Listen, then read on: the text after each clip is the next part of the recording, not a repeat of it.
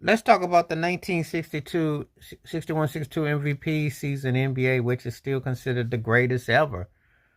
So much for JJ Redick, ridiculous, talking about plumbers, milkmen, wiremen, and lifeguards and insurance men.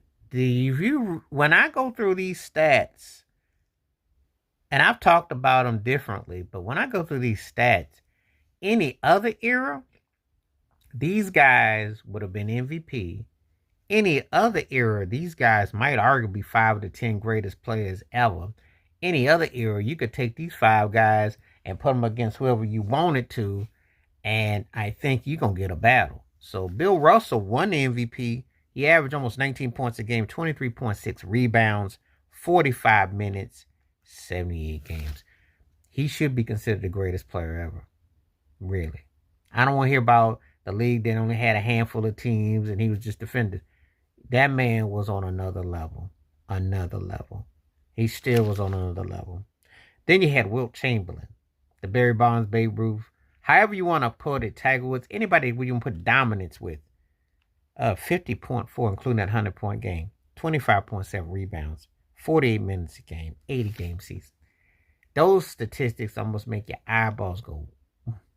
It's like he was from another planet. His athleticism unmatched. Then we get to the big old Oscar Robertson. 30.8, 12.5 rebounds, 11.4 dimes, 44 minutes a game, 79 games. How do you argue against that? How do you argue against that? Then we get to Elgin Baylor. Now, he only played 48 games, but 38.3 points, 18.6 rebounds, 4 dimes a game, 44 minutes. I mean, I mentioned these numbers and these names, and it's like, oof, oof. Then we get to Jerry West, the logo, 30.8, 7.9 rebounds, 5 dimes. Now, let me just throw this at you to tell you about the 1961-62 NBA season, why it's still unmatched, unrivaled, and whatever you want to put it, it's just unbelievable. No three-point line. No, and everybody was hand checked, guarded, restricted. They had rules and regulations. Could you imagine what those guys would have been like today? You stack that up to what's going today, 60 years later. You tell me that you have guys, the stuff that they get excited about with Jokic behind SGA for MVP or Giannis, those are great numbers, but they ain't seeing these numbers.